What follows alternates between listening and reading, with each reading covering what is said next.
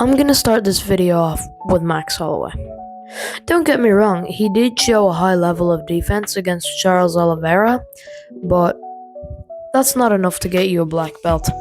Jiu-Jitsu, it's not all about submissions, don't get me wrong here, but it is about reversing position, getting sweeps from different angles, and ultimately trying to defend yourself on the ground, and then maybe getting a submission. So I feel like once you get dominated at that caliber, you need another very good grappling performance to show you're worthy of a black belt. And I just don't think Max is there. He got out-wrestled by Oliveira. No shame. Oliveira is one of the greatest grapplers ever. And by Volkanovski. Volka's underrated wrestling. But I don't think defense should give Holloway a black belt. I don't think that's how it works. I think Chase Hooper has all the tools to be a great grappler, but he doesn't use them. I think that's due to coming in at such a young age, with minimal experience. Of course, he's done very well, but in his last two outings, he's been just hit and knocked out. So, yeah, he's also recently had a win streak only really over old guys, Jim Miller, Clay Guida. So he also tends to be on the butt scooting side of jiu-jitsu in MMA. So I really think he could improve on that. I don't think he really should be a black belt. Based on his pure grappling ability on the ground, yeah, 100%. He's really good. He's just not so 100% on the wrestling, I'd say. On the takedowns, he prefers to, go for leg locks, X-guard, and, kind of butt scoot. So, yeah. I really need to say anything here. Anthony Turtle Heart Smith, he is totally not deserving of a jiu-jitsu black belt. Jiu-jitsu, it's not about what Anthony Smith does. Jiu-jitsu isn't about being in the turtle position when things don't go right for you. It's about, finding ways to get out of the worst case scenario. Smith has been, submitted, and he's been out grappled by Roman Dolidze. No worries there. Dolidze is a very high level grappler, but this fight was at light heavyweight.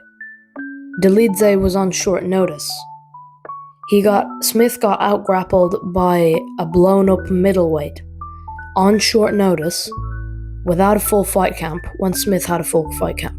I think that says everything about Smith's fighting ability, not just as a jiu-jitsu practitioner, as a fighter as well. I think these guys, they just have a common issue. Their grappling is perfect, but they can't wrestle. Most of them just, pull guard and expect for people to enter it. Like Paul Craig, absolute legend, has some really unexpected wins. Magomed Ankalaev, Jamal Hill, Kennedy Nzechukwu is a good win. Nikita Krylov is a good win. He's beat some really good people using his jiu-jitsu.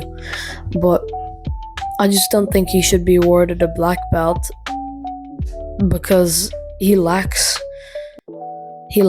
skills to set up his jiu-jitsu in the octagon.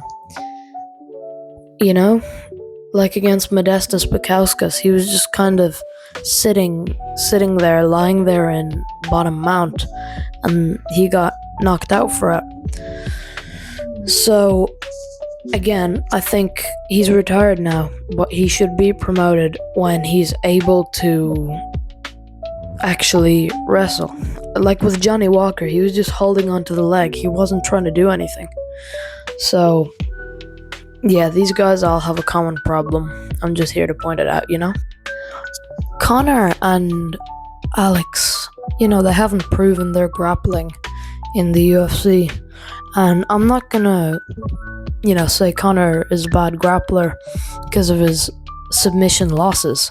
Although I think that is a part of it. 4 of his 6 losses have been by submission, but apart from some random Lithuanian guy on the regional scene, he hasn't fought bad fighters. Obviously, Diaz and Khabib have amazing grappling. Joe Duffy, he was mediocre in the UFC, but he was pretty good out in Cage Warriors, apparently.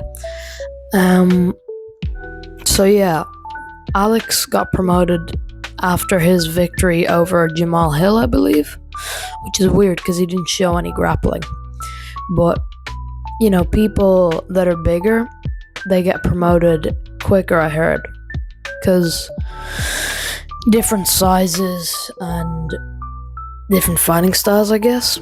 That's why it took Demetrius Johnson so long to be promoted to black belt when Pereira got awarded it easily.